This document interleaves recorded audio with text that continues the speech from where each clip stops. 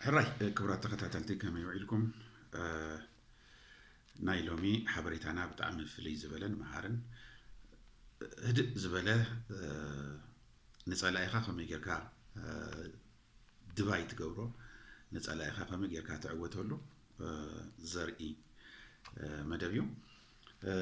ابز مدبنا بزحات ጉዳያት ተሓቢኦም ዝነበሩ ጉዳያት ኣለዉ እሳቶም ክንሕብረኩም ኢና ብተኻልእ ድማ ትም ኢልካ ጸላኢኻ ሕረር ተብሎ ትም ኢልካ ጸላኢኻ ከመይ ጌርካ ትዕንዎ ዘምህረና ጉዳይ ስለዚ ትም ማለት እንታይ ማለት ከም ዝኾነ ውጽኢቱ እንታይ ከም ዝኾነ ዘርኢ መደብ ማለት እዩ እዚ መደብ ቻይናውያን ብጣዕሚ ዝጥቀሙላ እዚኣ ትም ሰብ ለጋ ይትገብር ኣይገበርኩም ኣይረኣኹም ኣይሰማዕኹም ኢራን ኣብዚ ውግእ ንምንታይ ኣትያ እንታይ ተኣማሚና ኣትያ ዝሕብረውን እዩ ስለዚ ቻይና ናይ ቻይና ፕሬዚዳንት ጂጂንግ እቲ ስቕተኛ ዝበሃል መራሒ እዩ ምንም ዘይዛረብ ስቕ ኢሉ ስርሑ ጥራሕ ዝሰርሕ ፈኸረ ዘይፈልጥ ብተግባር ዝኣምን እዩ ስለዚ ፈኸረ ዘይፈልጥ ብተግባር ዝኣምን መራሒ ድማ ንሃገሩ ክሳብ ክንደይ ውፅኢታዊ ከም ዝኾነ መርኣይ ፕሬዚዳንት እዩ ማለት እዩ ካብዚ ፕሬዚዳንት እንታይ ክንምሃር ንኽእል እቲ ናይ መጀመርያ ክንምሃሮ ንኽእል ናይ ኢራን ኤሌክትሮኒክስ ኩናት ከመይ ገይሩ ሓጊዞ ኢራን ብናይ ኤሌክትሮኒክስ ቴክኖሎጂ ንኣሜሪካ ንእስራኤል ከመይ ገይሮም ሓምሽሽዋ እዚ እውን መን እዩ ዝሕግዛ ቻይና በዚ ምዕቡል ቴክኖሎጂ ሓገዝ ትገብር ኣላ ዘመናዊ ናይ ራዳር ሲስተም የዕጢቃት ኣላ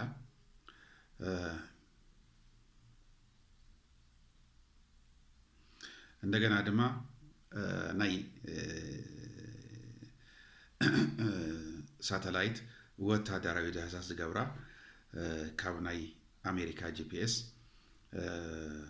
ዝበለፀ ምስጢራዊነቱ ዝተሓለወ BYD 3 ሳተላይት ንኢራን ክትጥቀም ገይራታ ኣላ እዚ ሳተላይት ቅድሚ ሕጂ ኣብቲ መጀመርያ ኩናት እትዝክሩ እንተዳኺንኩም ናይ 12 መዓልቲ ውግእ ኣነ ሓቢረኩም እዩ ነይረ ኣብኡ ኣሜሪካ እንታይ ገይራ እቲ ጂፒኤስ ናይ ኢራን ኣጥፊኣቶ ፈሊጣ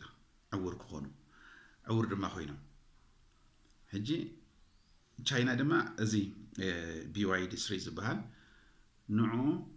ብክልተ መዓልቲ ኩሉ ነገር ክሰርሕ ገይራ ከም ብሓድሽ ኢራን 12 መዓልቲ መጥቃዕቲ ክትፍፅም ኣብቂዓታ ማለት እዩ ስለዚ ኣሜሪካውያን ነቲ ጂፒኤስ ኣብ ሙሉእ ዓለም ዘሎ ሳቶም እዮም ዝቆፃፀሮ እንተደልዮም ይዓፅልካ እንተደልዮም ይኸፍተልካ ከጥቆኻ ከሎ ይዓፅልካ ኣፅዋራት ብምሉኦም ናይ ኣሜሪካ ዝግዛእ ኣፅዋራት ከምዚ ዓይነት ናይ ምዕፃው ናይ ምኽፋትን ዕድል ዘለዎ እዩ ስለዚ ቻይና እዚ BYD 3 ዝበሃል ሳተላይት ንኢራን ብምሃባ ኢራን ኣብዚ ሕጂ ሰዓት ክትዕወት ክኢላ ኣላ እቲ ካልእ ፑቲን ውን ፅዑቕ ዝኾነ ትክክለኛ ሓበሬታ ትክክለኛ ሎኬሽን እንዳሃበት ናይ ኣሜሪካ ሚሊተሪ ቤዛት ናይ ኣሜሪካ ዓበይቲ መራኽብ ክህረማ ተገይረን ኣለዋ እዚ ብብርጋዴር ጀነራል አሞስ ያግሊን ጀነራል ናይ እስራኤል እዩ ናይ ጋዜጠኛታት ሓበሬታ እዚ ዝተባለ ልክዕዩ ናይ ብሓቂ ልክዕዩ ብተወሳኺ ድማ ቻይና ንኢራን ዝቐረበ ድማ ናይ YLCB ዝበሃል ናይ ራዳር ሲስተም ንኢራን ይባላ እዚ ናይ ራዳር ሲስተም ድማ ዝስራሓሉ UHF ባንድ ብዝበሃል ሲስተም እዩ እዚ UHF ባንድ ዝበሃል ሲስተም ድማ ናይ ኣሜሪካ B25 ራዳርን F35 ዝተባሃላ ናይ ውግእ ኣየራት እዚአን ራዳር ፍጹም ኣይርኤን ተባሂሉ ኣሜሪካ ተተኣማመነለን ዝነበራ ኣየረን ነዘን ኣየራት ርዩ ካሃርም ዝኽእል ሚሳኤላት ኣቐቢላት ኣላ እዚ ናይ ቻይና ትም ኢልካ ስራሕ እንዳሰርሐት ንኢራን እንዳሓገዘት ናይ ኣሜሪካ ኣየራት እንዳዓነዋ እዚ YLCB ዝበሃል ሲስተም UHF ዝበሃል ሲስተም እዩ እዚ ካብ ራዳር ዝሕብኣ ኣየራት ብፍጹም ከም ዘየለዋ ገይርዎን ኣሎ ኣብ ትሕቲ ኮንትሮል ገይርዎን ኣሎ ምስ መጻ ክዘብጠን ይኽእል እዩ ካብዚ ዝገደደ ድማ ቻይና ኢራን ዝሃበታ ድማ ሓደገኛ ኣጽዋር ኣሎ እዚ ኣጽዋር CM32 ዝበሃል ሱፐር ሶኒክ ሚሳኤል እዩ እዚ ሚሳኤል 50 ዝኸውን ሚሳኤላት ምስ ቻይና ኢራን ንቻይና ክትሸይጥ ስምምዕ ገይሮም ኢራን ተረኪባቶላ እዚኦም CM32 ሱፐር ሶኒክ ሚሳኤላት ናይ ኣሜሪካ መራኽብ ንኣብነት ኣብርሃም ሊንከን ጀነራል ሊድ ፎርድ ዝተባሃለ ዓበይቲ መራኽብን ካልኦትን መራኽብ ከእኑ ዝኽእል እዩ ሕጂ ኣብቲ እሳቶም ዘለዎ ቦታ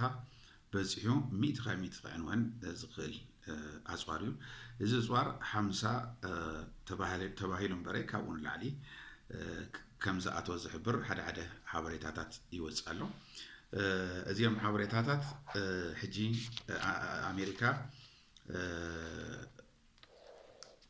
እቲ ዘፍርሓ ናብቲ ውግእ ከይተኣቱ ዘፍርሓ ጉዳይ ድማ እዚ እዩ ሕጂ ነዚ ተኸቲሉ ድማ ኢራን ኣነ ስጉምቲ ክወስድ እየ ኣብዚ ከባቢ ሓይልኩም ተጠናክሩ እንተደኣ ኮይንኩም ክዘብጥኩም እየ እንዳበለቶም እያ ኣሜሪካ ድማ ከም ዝዝበጥ ስለ ዝፈለጠ ድማ ነዚ ነገር ህድእ ኢሉ ሒዝዎ ዘሎ ስቕ ኢሉ ካልእ ዘረባታት ዛረብ ምክንያቱም ሕጂ ክሳብ እቲ ዘጥፍኦ ኣጽዋራት ክሳብ ዝትክእ እዩ ነዚ ንምትካእ ድማ 7 ዓመት እዩ ዘድልዮ ነዚኦም 20 ዓመት ናይ ኒኩለር ምስራሕ ጠጠው ኣበሊ ዝብሏ ዘለዉ 20 ዓመት እንተወሓደስ ሙሉእ ሓይሊ ናብ ሙሉእ ሓይሊ ክምለስ እየ ዝብል ግምት ኣለዋ 20 ዓመት በዓል ቻይና በዓል ኢራን ሩስያ ሰሜን ኮርያ ኣበይ ክበፅሑ እዮም ካብኦም ዝተዓፃፀፈ እዮም ዝበፅሑ እዚ ዘይፈለጦ ዝመስለኒ ንሳቶም ደቂሶም 100 ዓመት ደቂሶም ሕጂ ምስ ተበራበሩ ዓለም ገዲፋቶም ከይዳ ኣላ እዚ ሓያል ስግኣት የእትዎም ኣሎ እዝን ካልኦትን ኣሜሪካ ስግኣት ኣትይዋ ኣሎ ሩስያ ድማ ብጣዕሚ ሎጂስቲክ ተቐበል እያ ስእልታት ናይ ኣሜሪካ ወታደራዊ ሓይልታት ኣበይ ኣለዉ ሎኬሽን ሻርፕ ዝኾነ ሎኬሽን ትህባላ ኣጽዋራቱን ትሰድዳላ ሰሜን ኮርያ እውን ከምኡ ስለዚ ሕጂ ቻይና ካብዚ ዝገደደ ድማ ብዲፕሎማስያዊ ኣሜሪካ ኣብ ልዕሊ ኢራን ካብ ሕጊ ወፃኢ ዝኾነ መጥቃዕቲ ፈፂማ ኣላ እዚ ተቐባልነት የብሉን እንዳበለት ኢራን ጎስጊዛ ኣላ እዚ ጎስጓስ ድማ ንኣሜሪካ ናይ ዲፕሎማሲ ሽግር ፈጢሩላ ኣሎ ካብቶም ምዕራባውያን ሕጂ ሓውን ሓሰርን ኮይኖም ኣለዎም ንስፔንን እንግሊዝን معقب نخد تكبر نعوم نخد قد صعرتات تكبر على مصنعتات تكبر على تبيترول دراز تكملوا خاب كمان حجي خاو يهادموا له بالإمارات السعودية العربية كواتار زيهم هاجرات حجي أخلنا أمريكا أبكن تحلونا نعنا أبحاول خطأتنا تدلي سلازم كلا أماراتي كنرئينا أبزبل زرباتات عتيهم الله أمريكا دم نزق تكبر عقمي يبلعني بالساعات سلازي أمريكا نزي ناي تشاينا أسك قبلكا مزبات بتعمي ብጣዕሚ ዘይከኣለቶ ጉዳይ ኮይኑ ኣሎ ማለት እዩ ሕጂ ኣብ መንጎ ቻይናን ኢራንን በኣሲ ክፍጠር እያ ትፅዕር ዘላ ኣብ መንጎ ቻይናን ኢራንን ድማ ምንም ዓይነት በኣሲ ናይ ሎሚ 100 ዓመት ኣይመፅን እዩ ምክንያቱም ንኢራን ውዕለታ ዝገበረት ሃገር እያ ኢራናውያን ድማ ባህርዮም ድማ ውዕለታ ዘይርሱ እያ ከም ኣሜሪካን እስራኤልን ሎሚ ካልእ ፅባሕ ካልእ ሽጣራ ገይሮም ዝወስድዎ ኣለው ከምኡ ኣይኮነን ናይ ቻይናን ናይ ኢራንን ርክብ ናይ ቻይናን ናይ ሩስያን ርክብ ፍሉይ እዩ ናይ ሰሜን ኮርያን